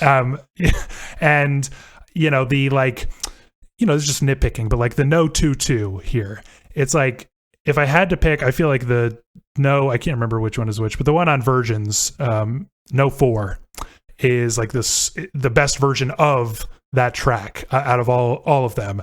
And it's just like, by the time I get to this one, I've heard 2 other versions of a very similar sounding thing. You know what I mean? It's like, so it's like when I break it down, I'm just like, okay, I don't love every second of this. And there's just stuff that's just kind of like, interlude or whatever, stuff that's sort of repetitive from previous stuff. But I like that the whole thing is moving in a consistent direction and has a very clear identity. I mean, I feel like that makes it cool in principle, if not necessarily in listening. At this point, though, I think we can start circling back to some of those bigger questions we touched on earlier. Listener Mike compared the open look at process here to that on Draft 730, and listener Joe describes Quaristice as an attempt to solve the draft problem. In other words, deciding when to stop in the creative process by just releasing everything. So I wanted to bring this up because it's like, do you feel like we complained about this very thing on the draft episode? Do you feel like this approach, just giving us everything, fixes the draft problem? Is this project a more interesting and successful interrogation of the process of creation? I think it's definitely a more interesting interrogation of it because you get to like with draft you don't get to hear that process in the sense like you never hear draft 6:30 or whatever. I don't know if it like completely solves it because I think your average listener is only ever gonna really hear Quaristice, like the album. I think I think it really like even sort of foreshadows like in the digital age, like with Spotify and everything, like Kanye's done, like like changing albums after they've already been released, like with Life of Pablo and stuff. It almost like feels like that. It's like the process like doesn't really have to end. You know what I mean? It did at some point with Quaristice because we're still in 2008 and things are still being released physically and everything, but I think it's just like really like forward thinking and forward looking like to the like such digital world that we now inhabit.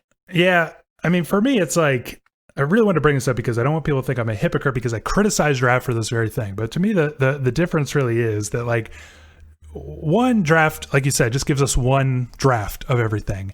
The other problem is that like every track on draft is pretty distinct. Like they talked about how they were completely planned and mapped out, note by note, right? And it's like I feel like the drafts of the album was just different drafts of all these different songs. What's profound about Quaristice is that on the original album, as we were saying, every track is already a reassembling of all the same component parts, right? So every new track is like some interesting reassembling, an interesting look at process. Like I feel like you would think about the process a little bit, even if you never heard any of the other releases that come along with this, right? But then on top of that, you get all these other looks at the process. And it's just so like open about the process. It is just such a more like way more successful, I think, like art project about the process of creation, because it just shows about the process of experimentation, really, because it just shows every different direction this could have gone. And you can like go as deep as you want, but no matter what little part you pick, you're going to be thinking about that. Whereas with draft, I feel like you don't really think about it as much as you like, you see the title and then you're like, the parts that suck, like the best way to explain it is to be like, well, I guess they didn't really finish it because they didn't know how, like you use it as an excuse rather than like the most interesting thesis of the project. So another question, listener Jeff notes that many fans see the deluge of versions here as, quote, a big plus as it allows them to pick and choose the versions of songs they like most and, quote, build their own album. Indeed, when asked if he has his own Quaristice era playlist, Rob said, well, no, not really. We made it so you could all do that instead of us. So what do you think about doing this? Is it essential to understanding the whole era to like build your own favorite version? What about listening on shuffle? I've mentioned it before. I'm a dinosaur when it comes to like music. I listen to albums. My wife hates it. I won't even let her like skip a song on a record in the car and stuff. Like I'm very much in the mindset of like what was released. Like that's what they want you to. You don't. I always say you don't skip a part of a movie you don't like. You just sit through it and get to the next part of the movie. But again, I think that this is like very forward looking because kids, the millennials today, whatever, Zoomers, they're Zoomers, they're like it's a much more like playlist oriented world and stuff. Like Spotify, I think like wants you to be a playlist kind of person more than an album kind of person. And so I mean 2008 we weren't there yet. I mean, there was a little bit of it in the sense that, like, you would burn CDs, and maybe you would make a playlist or something, but it was still like I don't think I think more often than not people were putting a whole record on on a CD, so I think it's super forward looking and. I mean, it's a cool idea. I kind of like the artist to tell me, that this is what I want, but they still kind of do it because, I think Quadrange is like sequenced well. I think Versions just follows the sequencing of Quaristice, but like I think even the packaging of digital exclusive, like only being 3 songs, like I think it like fits well in these like little packages on their own. But then if you want to do the whole playlist thing, you can also do that. But also what's strange is none of these except for Quaristice are on Spotify, so it's actually very hard to make a playlist of them. Sort of defeats it. Yeah, I mean, for me, it's like I feel like the Quaristice album is so perfectly sequenced, as we were saying earlier, that I'm not really going to mess with it. I'm not really ever going to think of it as like just being free from prescripted order. You know, like that's the right order. But I do think it's kind of fun to mix things around. You know, I see people say like, oh, they like the PLC LCP from Versions more than the PLC because you get that cool end part. And, you know, that's like one example of like they would pick that version, they would exchange it for the one and on the album. To me, like doing a 9-minute jam in the middle of Quaristice is going to like radically change things. Yeah. But it is sort of fun that you can do that you can play around with it. And I did find myself like I made a playlist and I like listened to it on shuffle some just to see what stuff would, you know, what different meanings and stuff would emerge or different vibes. And like I told you, I made that playlist of like every version of the track right after each other and, you know, stuff like that. It was sort of fun to do, even though I don't think I'll ever forget about the perfect sequencing of the original album. Another interesting comment from Jeff, who says, and we talked about this a little bit, but he said, I'm overjoyed that across all 3 releases, I get multiple versions of Altabiz, the PLC, IO, Plyphon, and Tankekern. However, there is no alternate version of Rail. Meanwhile, we get at least 5 different reworkings of Purlance and at least 6 different reworkings of 90101. The second of those 2 is one I enjoy, but seriously, 6 versions of that and not a single alternative cut of Rail? What do you think about the uneven focus of versioning, you know, some tracks over others across all these releases? You know, I don't know this, but I it just makes me feel like maybe Rail, either like maybe it's just sort of part of one of these other jams, and so there is sort of no other, you know, version, or maybe it's just like a song that kind of came out. You're perfectly formed. I'm sure that happens, you know, sometimes. Like there maybe only is one version of Rail. You know, I think it's possible, or maybe they just think all the other versions of it suck, or maybe they're not different enough to require releasing. I think there's got to be a reason, because I mean, like you said, you know, if you're going to release 6 different 901s and you know and everything, like it would be odd to not do any of Rail. Like I feel like there's got to be a reason. Yeah, I feel like it's actually probably exactly right, that like Rail was a little transitional thing that just happened once in the process of their jamming, whereas other tracks, they probably sat down for the day and they were like, let's start up that 901 thing and see where that goes today. You know, like that, like some of these were clearly like sort of the starting points or something that where they kept riffing off and branching off. And I think that's why there are so many different versions of it, you know. And it's interesting because like we were talking about, like the PLC has like that neat little end part on the Versions version, and that is like the part that becomes the main focus sort of the Quadrange version, right? So it just feels like that's a clear example of like, well, we didn't use that, or you know, we may not end up using that or whatever, so let's just start there and see what we can do with that thing, you know. And like some tracks were just like sort of a improvisational miracle or something. It just happened one time and that's all we've got. I feel like that makes a lot of sense. Last one from listener Joe, who says, if I ever had the opportunity to ask Autechre a question, I would love to know that if they were to do Quaristice over again, if they might have done an XI, LSEC, or NTS style longer release. What do you think of that? You think that they would have done that if they had this idea a little later, you know, just like put everything out on some juggernaut of a thing and that would be the album? Maybe, you know, I sort of touched on it a little bit. I think it does like foreshadow a little bit like NTS or LSEC or something, like these data dump kind of things. But I don't know, because like, you know, NTS, it's not like we're not getting the same, you know, just 8 hours of the same, you know, versions of an hour's worth of songs or something. Like it's, you know, it's pretty different. You know, I some things, you know, repeat or whatever, but I don't know that it would be that, and I don't think it would be as good. You know, if we took all 5.5 hours of this and said that is the album, you know, I don't think it would be as good of an album. as having like this. It's nice to have that prescribed version of the record, and then you can dive as deep as you want outside of that. Yeah, I think so too. I mean, I think that makes it very different from NTS, and very unique in their discography, actually, although I do feel like the idea for NTS starts here. All right, let's move on to wrapping up. This is a little long, not as long as I feared, talking about 4 releases, yeah, but still pretty long. So the big question I have is, how the hell do you want to rank this album? Do you think the releases even can be separated, or should the word like Quaristice just mean the entire era, the entire project? I mean, it is really hard. And I mean, we talked about it off air a little bit and stuff. It really is difficult because it's hard to separate them all, because it is like kind of the same. It's the same like work, just in different forms. And so to say like this form is much better than that form is like kind of a difficult thing to do. But I think I would rank like the album, like just the album Quaristice and just the EP like Quadrange pretty high on my list.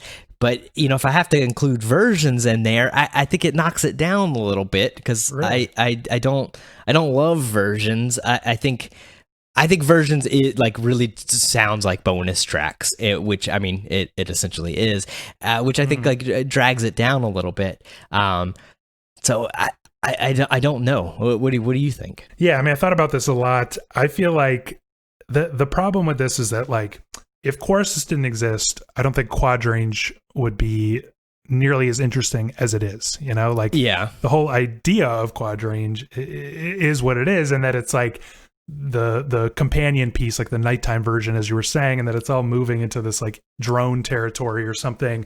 And it's just impossible, I think, to listen to Quadrange without thinking about the context. Quaristice. Yeah, that's true. And the same goes for Quaristice. Like, I can't listen to it in a vacuum without thinking about the like main driving force behind the whole project being all these different versions. And so it's like, I mean, I feel like this is weird to say, but like when I listen to the PLC, I think about that cool end part that's on the Versions version. Even though it's not there, it's still influencing the way I feel about the track.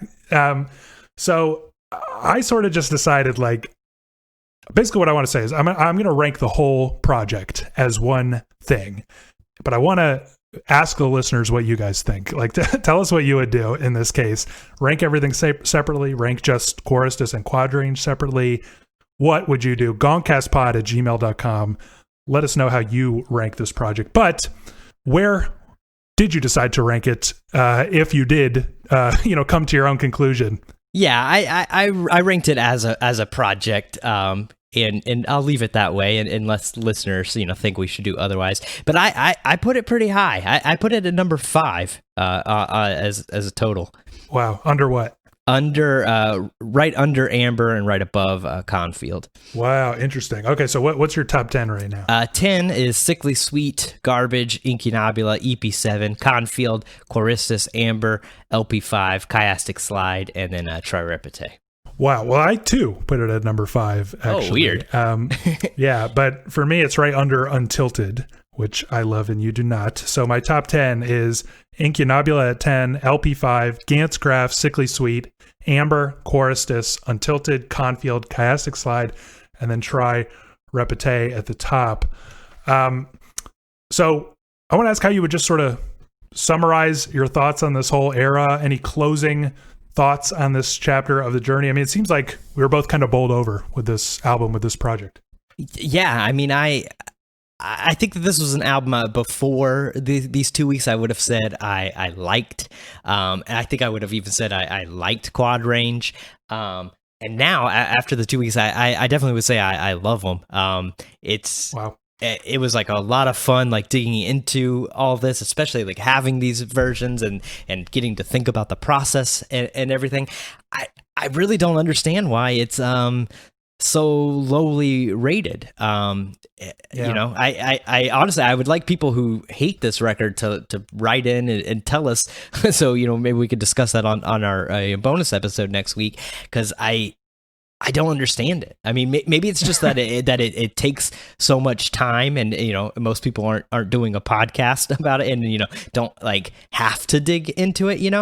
I don't know. I feel like on my own, and maybe this isn't true because I've never done it prior to this, but I think it was fun to dig into it, and I think I would do it. I wasn't like a huge Autechre fan when this album was like released, but I think like had I have been, I would have been like so on board and like so excited and like wanting to dig into all this. So I don't know. It's strange. I'd really like to hear what people think about that. I mean, I get it because it was like prior to these past 2 weeks, I feel like I was in the same camp where I would have said that this is a mixed bag with some high highs and some low lows.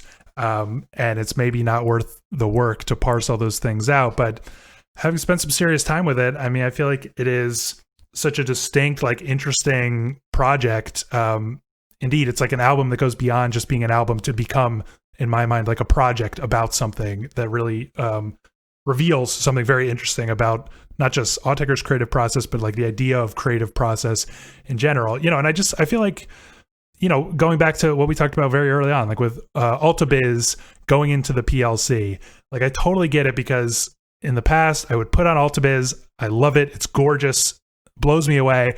And then this like bubbling, gurgling sound on the PLC starts, and I'm like, "Oh fuck, man, what happened to AltaBiz?" Like I was thinking that, but then just like wait 30 seconds, and then you'll start to hear those lush chords like underneath. Same thing, like you're feeling Rail. Everybody loves it. It's so awesome.